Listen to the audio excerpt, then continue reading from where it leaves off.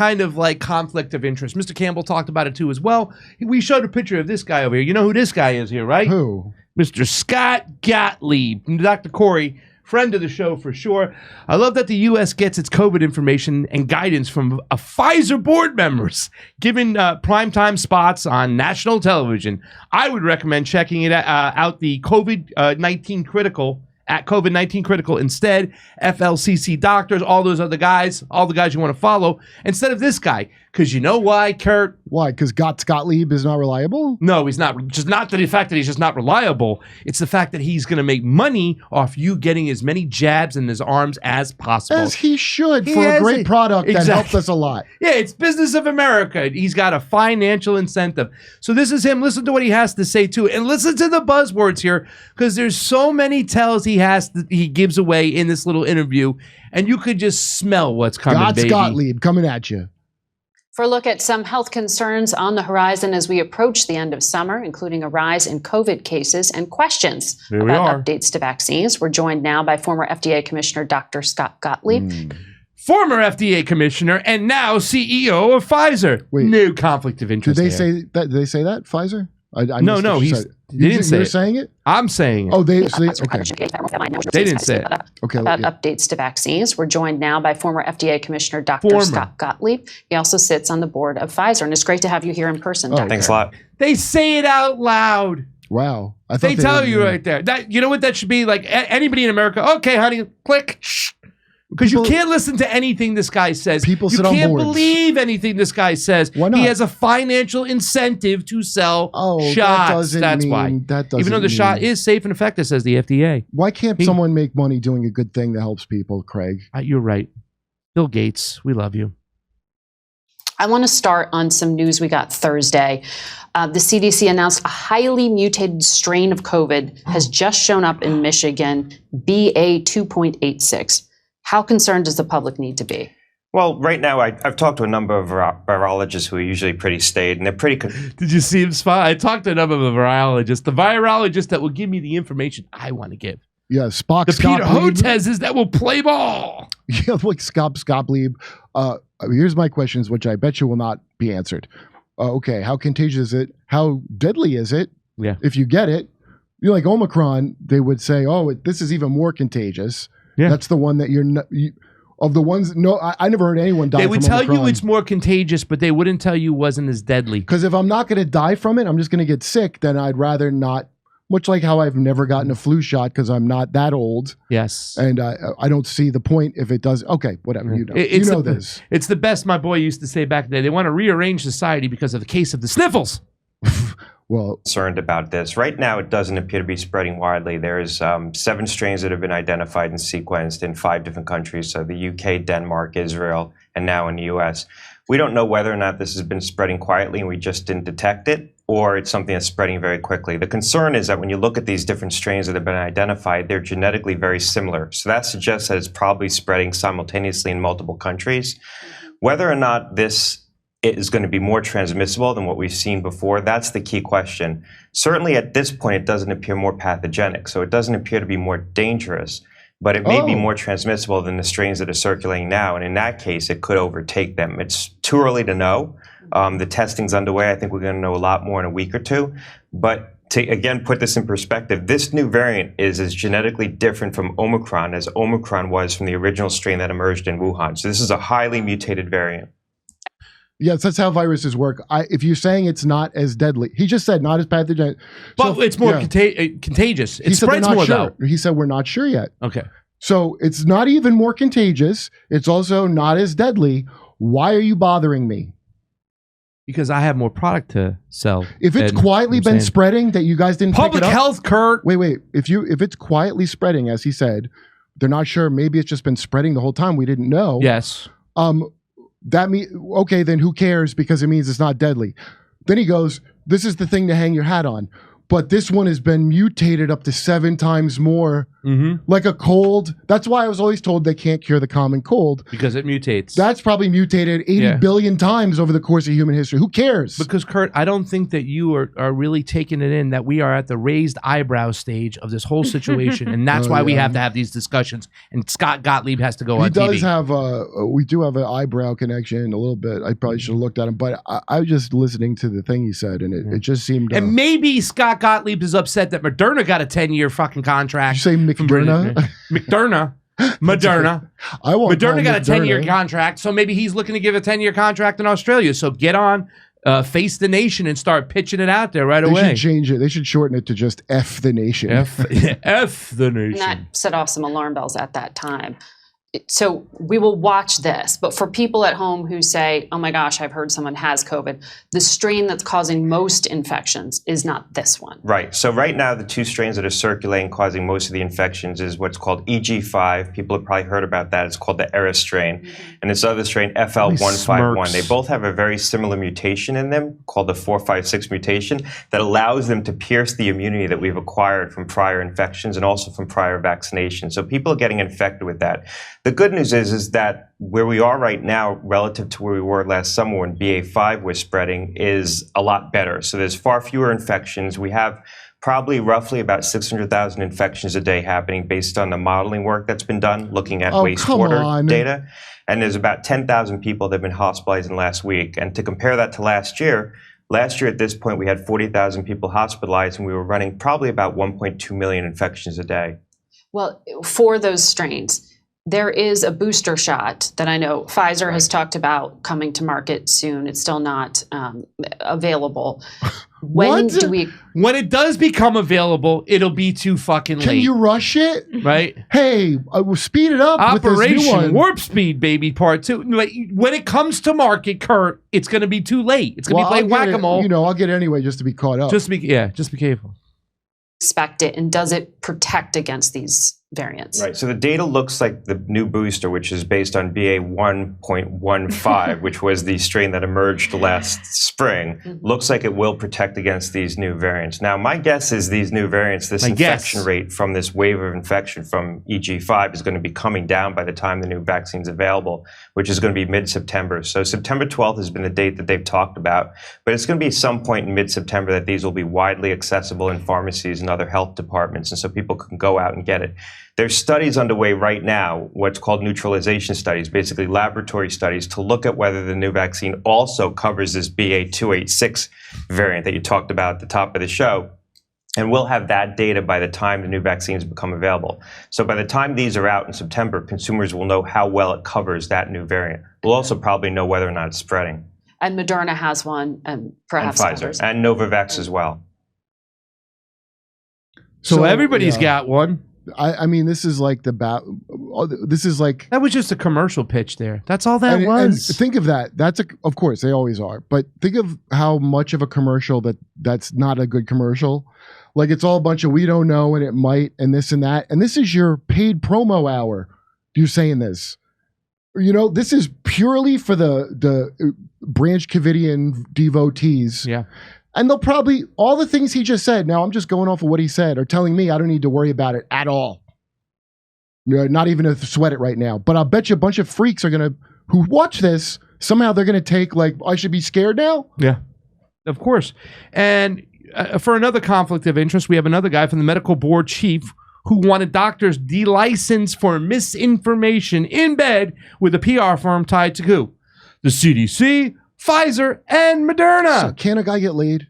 Yeah, the head of the National Medical Organization, who publicly called for doctors to lose their licenses unless they supported government narratives on COVID-19 treatments and vaccines, concealed his relationship with the public relation firms whose client list also included Pfizer, Moderna, and the CDC as well. So he's connected to all these companies, and yet he wants these other doctors to be deplatformed, delicensed, because they're not going along and playing ball. Well, Pazda, it's because he knew you were going to client shame him. Well, he deserves to be client shamed. His name is Dr. Richard Barron, president and CEO of the American Board of Internal Medicine. His nickname is the Dick Baron. He is a client of Weber Shadwick, an investigative journalist. Paul D. Thacker reported on Wednesday in late 2021, Barron publicly pushed for doctors who spread misinformation, but by the way, you spread malinformation about COVID-19 and vaccines to lose their licenses and certifications. You mean cancel culture? Malinformation, right? What's that? Malinformation is not disinformation or misinformation. It's just information that hurts the narrative. So it could be true, but it's malinformation. Right. It's not good for our cause. Barron said then that putting out flagrant misinformation is unethical and dangerous during a pandemic, saying that all these doctors that were talking about therapeutics, talking about their research, their science, all these doctors that had great ratings with their patients that are now quacks, they're putting out dangerous information and they should be delicensed. They're putting out the info. Like, this is what I understand. I'm putting out the information that I literally just watched you say 5 seconds ago. Yeah. And then suddenly don't say the thing we just said. Yes. Say this new thing. Yes. That's the thing that blows my mind. It's not like we don't get the news for this. We get it from like mainstream sources. They just keep changing it. And you're supposed to be a good citizen and not even watch them say it in the first place. Barron said then, and we talked about putting out flagrant misinformation is unethical and dangerous during a pandemic. Weber, the world's second largest PR firm, has branded its team as misinformation and disinformation experts and said it provides clients with services to help manage any perceived threats posed by spreaders of such information. And I just want to show really quickly, too, we talked about this before. They're all connected over here. The guy who used to be with the FDA, used to work on the left is the former FDA commissioner in charge of regulating Johnson & Johnson. On the right is the current member of the board of directors of Johnson & Johnson. So he used to be in charge, Mark McClellan, whatever his name is. McClellan? Yeah, McClellan. Say that name right? Yeah. Okay, so he used to be with the FDA. Now he's current board member of Johnson & Johnson. Here's Scott Gottlieb on the left. The former FDA commissioner is now in charge of regulating Pfizer. I trust them more if they come from a great background like the FDA. We also have Stephen Hahn on the left as the former FDA commissioner in charge of regulating Moderna. On the right is the chief medical officer of the flagship Pioneer, the venture capital firm behind Moderna. So he once was there, now he's there. It's kind of like Lloyd Austin, right? You know, he used to be part of Raytheon or one of the other ones, and now he's part of our, our military decisions. James C. Smith on the left is the CEO of Reuters, in charge of informing people about the COVID-19 and vaccines. On the right is the current member of the board of director of Pfizer. They got, I'd like it to be a little more diverse, but otherwise, other than that, great team. And here the Fauci, NIH, and then all of a sudden, he's at the Wuhan Institute of Virology, the Money Eco Health Alliance. It's all connected. This is the last clip of this section. Take a listen to this. Dr. McCullough talks about it real quick. Let's ask our next guest. Cardiologist and internist, Dr. Peter McCullough. Doc, how about it? Do you think with all of the research, all of the studies now, that the lockdowns hurt our kids mentally, that the mask did not stop squat, that the lockdown 6 feet mandate, all that stuff, when you compare Florida to California, who opened up after 8 months, we were locked down 3 years, they had more deaths. When you compare everything we now know compared to how they scared us to the ever-living ends of the world back in March of 2020, do you think the majority of Americans are going to comply this time? I think Americans are going to reject what's failed. We know that lockdown, social distancing, masks, they've all failed. Americans will do what works, and what works are nasal sprays and gargles. So the iodine, xylitol, colloidal silver-based nasal sprays, Scoper Listerine, gargles started immediately as symptoms developed, are really effective. Every 4 hours, Dan, we need to do this. Over-the-counter nutraceuticals and supplements, zinc, vitamin D, vitamin C, curcumin, famotidine, they're all fine to use. This is part of the McCullough protocol. We are having an upswing in cases, Dan, no doubt about it. Okay. The variants are the EG and FL variants. It's not XBB 1.5. So actually the new vaccines coming in have already missed the target. Oh, that's wonderful. Well, you know my opinion on the vaccine. There'll be none of that garbage going in this arm. Let's talk about this variant. I don't even know what number we're on, 5, 6, 7, 8 of the original variant. So this one is not as severe. And before we went on camera here, Doc, you said it's more like a just nasty head cold that we're used to getting during the fall and winter season. That's right. It's far less severe. Virtually everybody's had COVID, Dan. It's like a head cold. It features more sinus congestion, less of a sore throat, and no pulmonary involvement. So already patients are getting better in a day or day and a half. We still advise about 5 days for recovery at home. But it's only those who are sick who should stay away from others. We shouldn't lock down. Go about business as we are. No scientific evidence or public health rationale for masking or other things that you discussed in the public. We don't need it. Sick people should just take the usual precautions, follow McCullough protocol or other similar protocols and get through it. So, Doc, let's just review here then on this latest strain. The new vaccine coming out misses the mark. As you said, your words, it was done before this new strain, so it's not going to help, which, you know my opinion, don't even get the damn thing. Over-the-counter is going to be good enough. It's not that bad. It's like a head cold. And obviously, we don't need to be masking up and distancing again. That's right. All right. As always. And that's how it's always been. Pretty much like that. It's like playing whack-a-mole. By the time the vaccine comes out, it's too late. It's morphed. Like it's mutated. It's something else. Like a flu shot. Do you think Big Pharma miscalculated by becoming so Democrat-sided and therefore losing both parts of the party that they could have had, had they not made it such a you're QAnon if you don't want it? I don't know about that. I mean, look, at the end of the day, you're going to hear a lot of guff coming from a lot of conservatives too as well, but most of the majority, they're going to get on the bus with it. There's only a small few that will kind of push back against this right now because it's politically advantageous now to do so. And they can pick up votes or support or money or funding that way, I think. Does Lester Holt there, does he kind of look like when Eddie Murphy pretended to be a white guy on Saturday Night Live to buy a newspaper? Like a little bit. Dude, you want to talk about an over-the-hill, washed-out dude who tries to act all serious? Who? Lester Holt.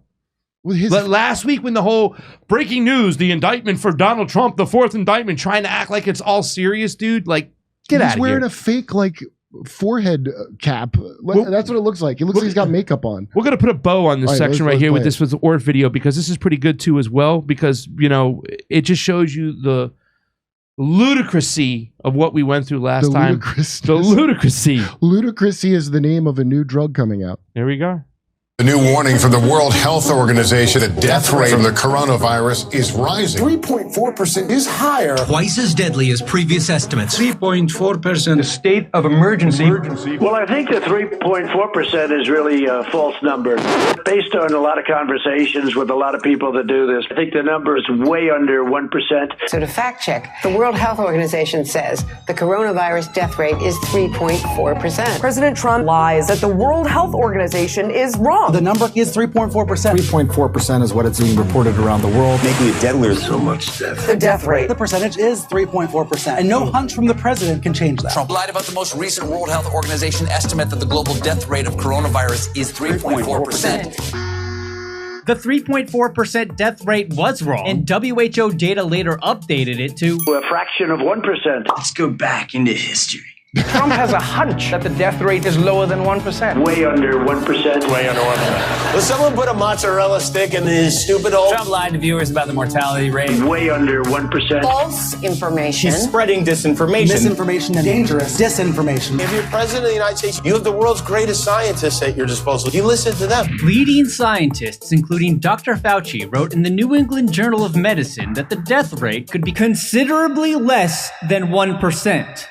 Way under 1%. Why are you going on national television and contradicting experts based on a hunch? His fake hunch with some fake math. The president somehow thinks it could be lower than 1% based on nothing. Based on a lot of conversations with a lot of people that do this. Outright lies, contradicting health officials on fatality rates. It's not a time for Donald Trump to be calling into cable shows. It's a time for the CDC. What is CDC's best estimate of the fatality rate? It's somewhere between 0.5% and 1%.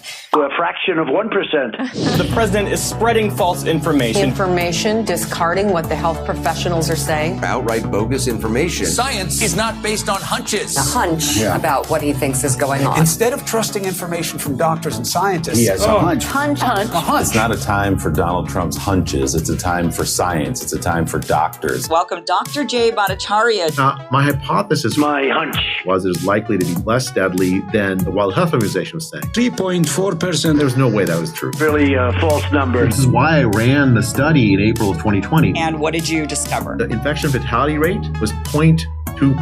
Way under 1%. Trump continues to contradict and downplay all things coronavirus. The president appearing to contradict medical experts on the mortality rate of the virus. Personally, I would say the number is way under 1%. Later on CNN. Our estimates are probably pretty inflated. Very high, because the easy cases, they don't report to doctors or the hospital in many cases. So initially, WHO released estimates of 3.4%. Really a false number. The true infection fatality rate is likely to be far, far less. Way under 1%. It could be in the range of a seasonal influenza. To a fraction of 1%. This is just my hunch. He is spreading misinformation and disinformation. You can even call it information. An outbreak of sketchy information coming from the president. He's using a hunch instead of listening to the Global Authority on Public Health. A hunch. There's a lot to be concerned about. His hunch. A hunch. Hunches. Just my hunch. His hunch. His hunch. My hunch. Based on a lot of conversations with a lot of people. That's not what you want for the American people. A hunch. I think, in retrospect, those quotes are going to look even more damning. So that's just to put a bow on this section right now. All those comedians who came out there and all they did was rag on Donald Trump for saying this information.